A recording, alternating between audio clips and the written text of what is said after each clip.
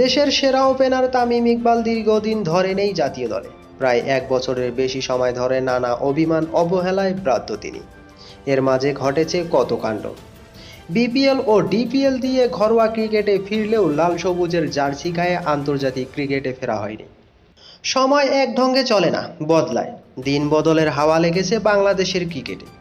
এসেছে বড় পরিবর্তন। বাংলাদেশ ক্রিকেট বোর্ডের বিসিবি সভাপতি হিসেবে দায়িত্ব নিয়েছেন ফারুক আহমেদ।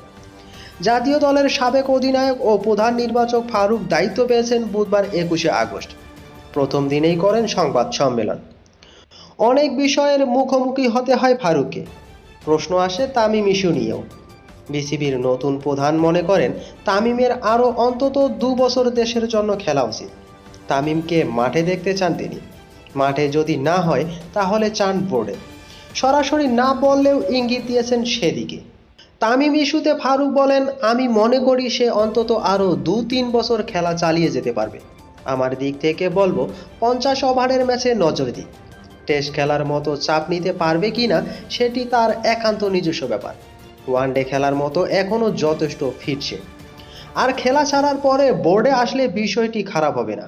সে বাংলাদেশের অধিনায়ক ছিল, ইতিমধ্যে নেতৃত্বের প্রমাণ দিয়েছে। তার সঙ্গে বসে এখন সব কিছু নিয়ে কথা বলবো আমরা। তাহলে নতুন বোর্ড সভাপতি আসার পরেই তামিমের কি কপাল খুললো, সেটা অবশ্য দেখার অপেক্ষা। তো এ বিষয়ে আপনাদের যদি কোনো মন্তব্য থাকে তাহলে অবশ্যই কমেন্টে জানাবেন। আর ভিডিওটি ভালো লাগলে লাইক করতে ভুলবেন না এবং নতুন নতুন ভিডিও পেতে চ্যানেলটিকে সাপোর্ট করে পাশে থাকবেন। সবাই ভালো থাকবেন, সুস্থ থাকবেন। আল্লাহ হাফেজ।